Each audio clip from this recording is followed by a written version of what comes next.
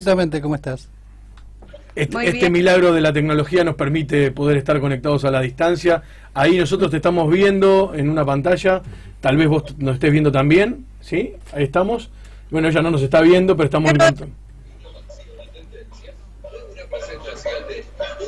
Bueno, no sé, tenemos un pequeño delay, pero bueno, queremos que nos cuentes, Gwendolyn, cómo se está viviendo en Chile, qué análisis hacés vos de las circunstancias que motivan estos hechos de violencia. Recordemos que hay hasta ahora 11 muertos, 2000 detenidos, imagino que muchos heridos también.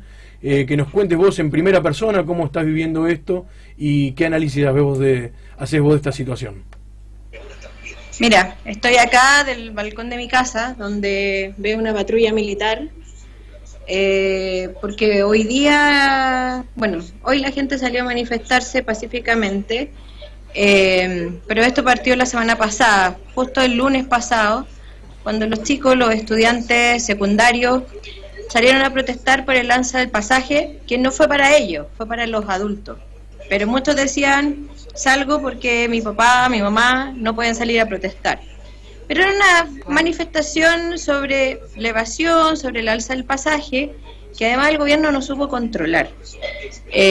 Sacó inmediatamente las fuerzas especiales a la calle, cerró el metro, dejó a la gente sin transporte, resultando que martes, miércoles, jueves y viernes, la gente muchas veces llegó retrasada a sus casas, pero el día viernes se tuvo que ir caminando. Gente caminó 5 horas para llegar a sus hogares. Y la verdad es que el descontento no eran solamente los 30 pesos en la tarifa. En realidad es todo. Viene ya de mucho tiempo, se habla, no son 30 pesos, sino que 30 años. Y la verdad es que en Chile el proceso de la transición fue de acuerdos. Y muchos de esos acuerdos fue mantenerlos en clave de la dictadura. Nosotros tuvimos una instalación de un sistema de pensiones en el año 81, que es un sistema privado, que cuando se instaló, de hecho todavía están los recortes de los diarios que decían que en el año 2020 la gente iba a recibir el 100% de su sueldo. Hoy día recibe menos del 50% de lo que ganó toda la vida. Y es la gente que cotizó toda su vida, que lleva 30, 40 años cotizando. Y eso pasa con las pensiones. Tenemos a nuestros viejos ganando la mitad del sueldo mínimo. Por otro lado está el tema de la salud. Estaba anunciado para mañana un paro en la salud, sin insumos, sin médicos, y donde golpea principalmente a los pobres porque hay un sistema privado de salud, que es el sistema de ISAPRE, pero que si tú tienes una enfermedad catastrófica, si tienes una enfermedad preexistente, no puedes afiliarte a ellos. Entonces claramente esto fue una olla a presión que explotó. Y en este momento estábamos con temas de discusión, alza de pensiones, pero con unas alzas menores, tema tributario, que es retroceder respecto a la reforma tributaria que había hecho Bachelet, y restablecer ciertos beneficios para los que ganan más y para las grandes empresas. Y había otra iniciativa que también tenía que ver con rebajar la jornada laboral a 40 horas, puesto por unos parlamentarios, y el gobierno se negó rotundamente a hacerlo. Entonces esto generó una olla a presión gigantesca. O sea, la gente ahora, el presidente presentó un proyecto de ley, ayer se reunió extraordinariamente el Congreso, hoy día se reúne extraordinariamente el Senado, pero eso ya no es suficiente. Lo que están pidiendo es un cambio de muchas cosas, un cambio del sistema que los tiene agobiados.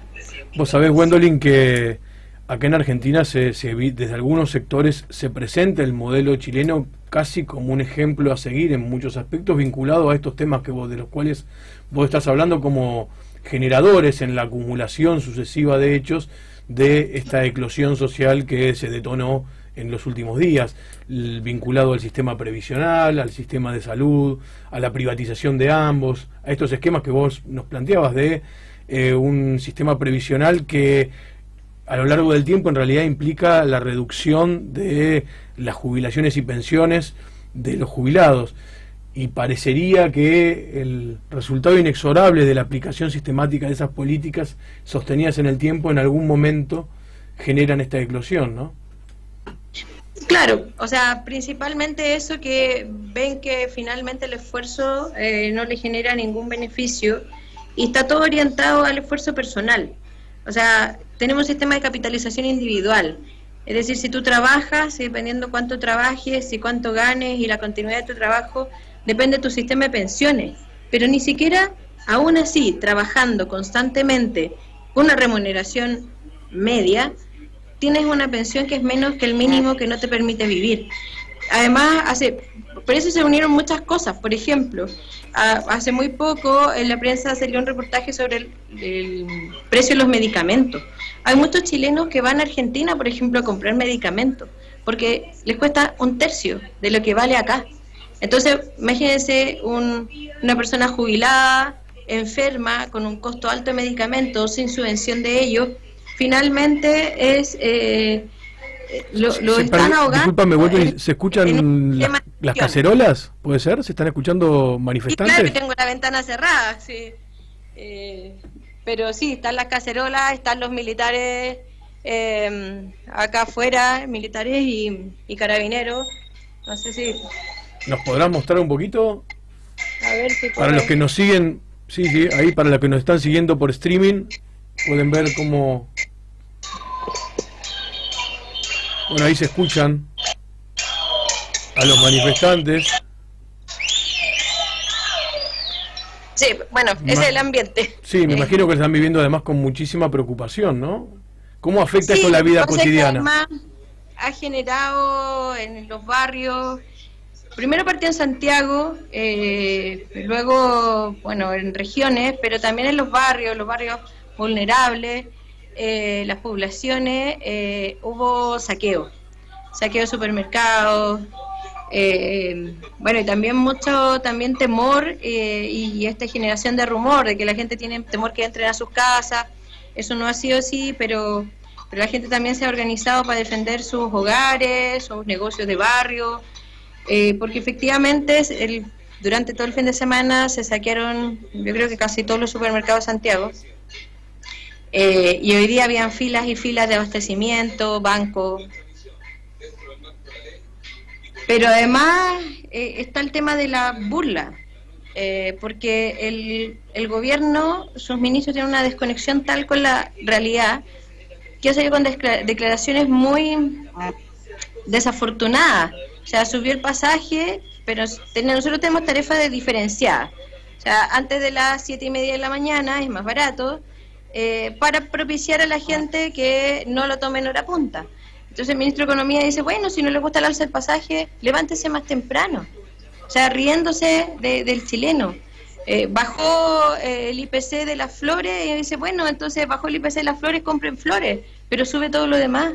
Entonces, finalmente la forma como el gobierno ha enfrentado esta crisis ha llevado a esto. El primer día decretó estado de emergencia, dejando a cargo los militares. El segundo día, toque de queda. Hoy día no conté todas las ciudades en que hay toque de queda en Chile, pero empiezan a las 6 de la tarde en algunas ciudades. Acá en Santiago empezamos a las 8 de la noche con toque de queda. Ayer día domingo a las 7 de la tarde con toque de queda. Esto no se vivía desde la dictadura. Qué triste, ¿no? Vivir esta situación en democracia. Es terrible salir. Hoy día yo salí con mi hijo a comprar algunos víveres y ver a los militares en la calle me estremeció. Recuerda esos momentos y esos miedos de la infancia, que yo alcancé a vivir algo de dictadura cuando era pequeña. Pero la verdad es que, bueno, los jóvenes no les tienen miedo, los más jóvenes no les tienen miedo. Entonces, ahora hubo una manifestación tremenda en el centro, en Plaza Italia, así como ustedes en el Obelisco, donde se juntan a celebrar los grandes triunfos, de pura gente pacífica. Y el gobierno lo único que se ha centrado es a decir que el presidente anoche dijo que estábamos en guerra. Dijo, esto es una guerra. Es un llamado a la violencia eso, ¿no? Entonces eso es un llamado a violencia. La idea es calmar, entender que no se comparten las acciones de violencia, no se comparten los saqueos, no se comparten los incendios de los centros de producción, de los supermercados, pero hay que entender el clamor de la gente, no quieren más abusos, quieren un sistema en que reparta las ganancias. Y en eso todavía el gobierno no dice nada. O sea, nos dice que estamos en guerra. De hecho, lo paradójico es que el general a cargo de Santiago hoy día en la mañana dice: yo soy un hombre feliz y yo no estoy en guerra con nadie. O sea, es el presidente quien está incitando la violencia, quien ha llamado a los militares a la calle, quien no se ha hecho cargo de parar los actos vandálicos. El momento en que la gente empezó a incendiar las estaciones del metro, no habían ni carabineros ni militares en ninguna de ellas. Dejaron la ciudad sola, la dejaron al mando del pueblo que no tiene control, para culpar al movimiento social. Entonces, de verdad, yo creo completamente en la institucionalidad, pero este gobierno no está tomando ninguna medida que los haga salir de esta crisis de una forma digna, de una forma democrática, de una forma que respete la institucionalidad chilena. Yo no sé cómo vamos a terminar. Gwendolyn, mucho gusto. Manuel te saluda. Anoche, a pocas cuadras de mi casa, este programa se emite desde la ciudad de La Plata, y en la ciudad que vivo, y a pocas cuadras de casa hay un bar donde sabes que acá hay una comunidad estudiantil muy grande y hay una comunidad chilena muy notable, y realmente estaban, era una mezcla, me acerqué a charlar con ellos, era una mezcla de temor, bronca, indignación, solidaridad, y armando una red de contactos para difundir lo que pasaban, porque pensaban que anoche podía ser una noche de terrible represión. También, antes que habláramos contigo, hablábamos en el programa de los actos similares que hubo en Ecuador la semana pasada. Es en definitiva oponerse a un modelo. Creo que usaste un ejemplo que era la olla de presión, ¿no? No sé, se me ocurre algo así como la chispa que encendió la mecha. Para darnos un ejemplo de esta chispa que encendió la mecha, ¿cuánto es el costo de un viaje en subterráneo? Por favor, ponelo en dólares para entenderlo mejor, entre, qué sé yo, Las Condes y el centro, por ejemplo. Lo que pasa es que no está diferenciado, es un costo único, pero es de, a ver, 1,2 dólares.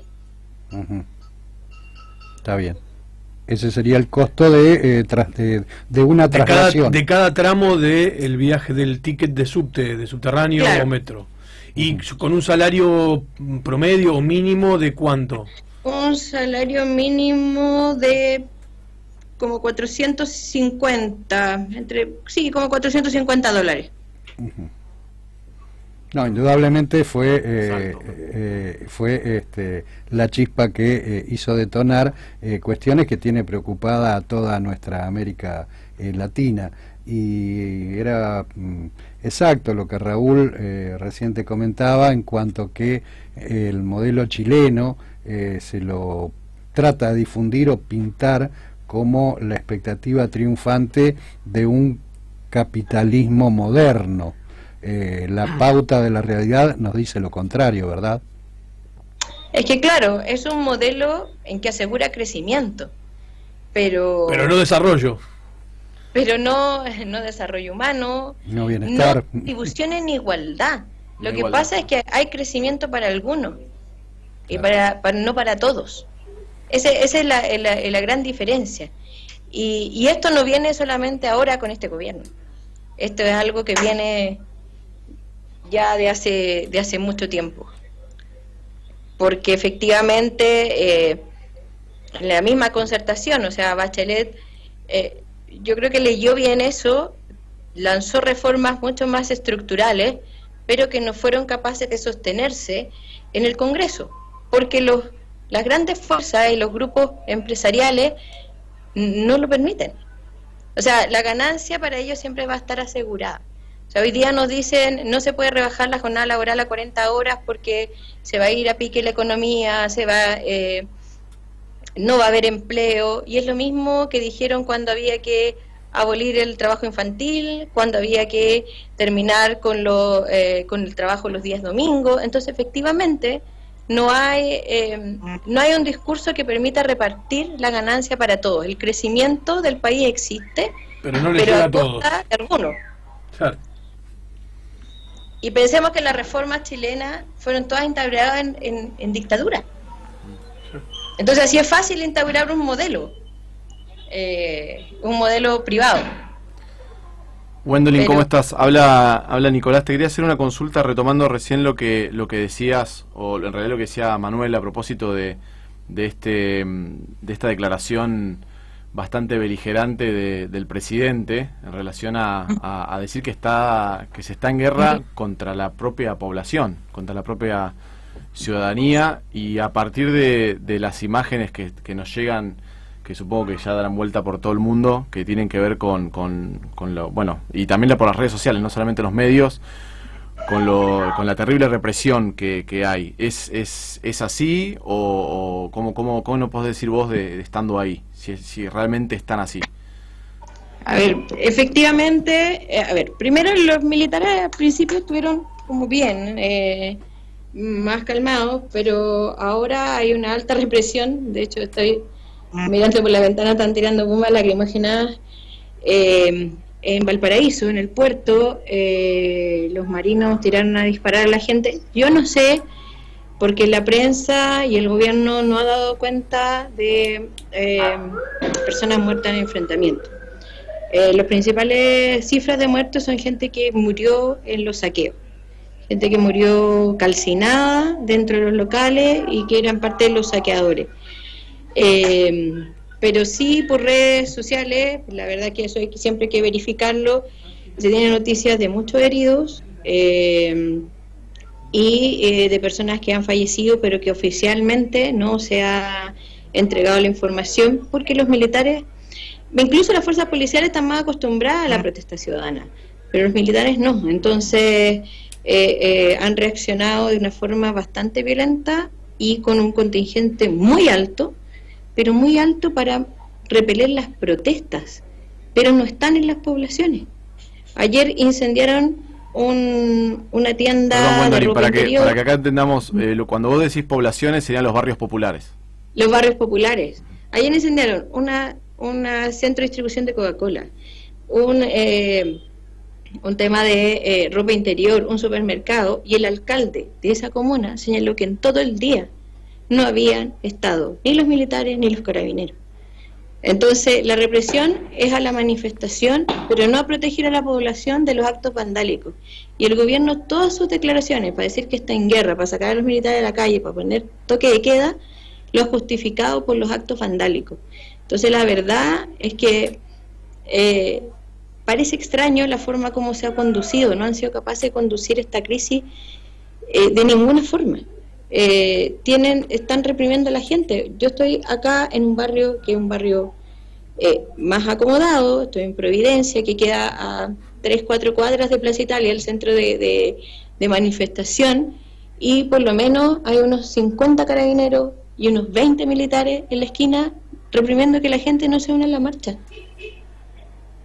No están protegiendo ni los supermercados, ni los centros de producción donde pueden haber gente que saquee, que incendie.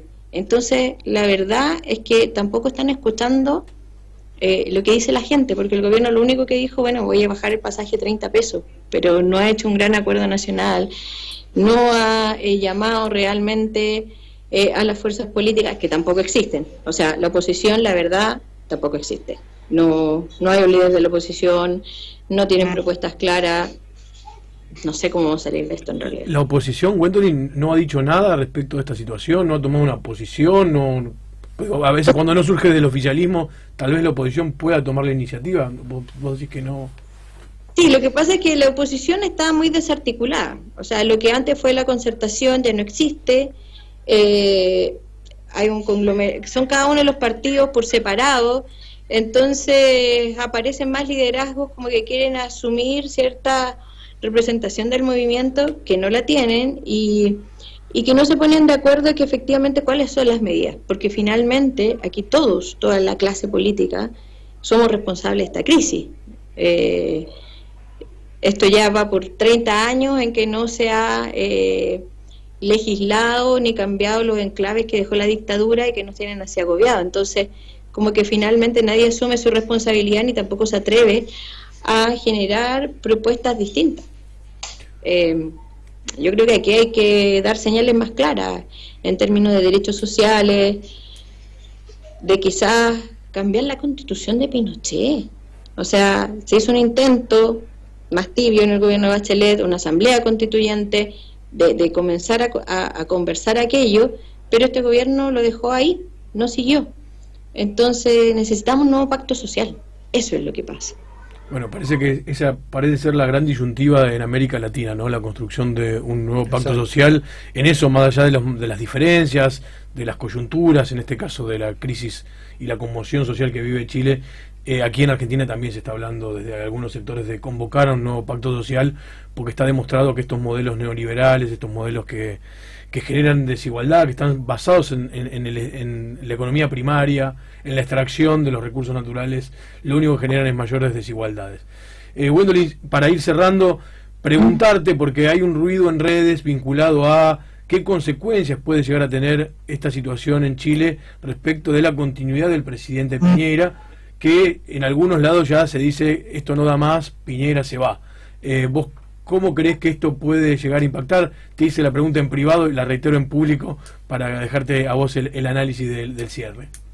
Mira, es difícil, o sea, a mi juicio, y un juicio súper personal, yo preferiría que se resuelva dentro de la institucionalidad, o sea, que el gobierno sea capaz, yo soy de oposición al gobierno, pero espero que el gobierno sea capaz de generar un acuerdo y salir de esto. De lo contrario, sería la renuncia al presidente y llamar a elecciones, pero me parece muy extraño que la derecha haga eso. Y bueno, ya hay rumores en redes y la gente de derecha que está llamando como a que esto sea un autogolpe, pero la verdad, yo creo que en Chile tenemos una tradición mucho más democrática para que nos lleve a eso. Yo creo que el nivel de crisis es tan grande y que el presidente se ha hundido cada vez más que lo que puede ocurrir quizás es su renuncia y un llamado a elecciones inmediato por lo que queda de periodo, que eso es lo que corresponde constitucionalmente. Bueno, Gwendolyn, te agradecemos infinitamente este informe. Sos casi una cronista in situ para nosotros a distancia sobre lo que está sucediendo. Vamos a estar en contacto, vamos a seguir en contacto y tal vez la semana que viene podamos conversar sobre la solución institucional de este conflicto, que esperemos no se cobre más vidas. Sí, pero que esté solucionado para esa fecha. Esperemos que sí. Nosotros vamos a tener una contienda electoral, así que vamos a estar hablando del resultado electoral de Argentina y esperemos la resolución de esta situación social en Chile para que todos nuestros amigos chilenos puedan vivir en paz. Ahí nos están mostrando las imágenes para quienes nos están siguiendo por streaming. Van a poder ver cuál es la situación en este momento a unas cuadras del centro de Chile. Así que agradeciéndole a Gwendolyn la presencia, te despedimos y seguiremos en contacto. Mientras tanto nos vamos a un breve corte.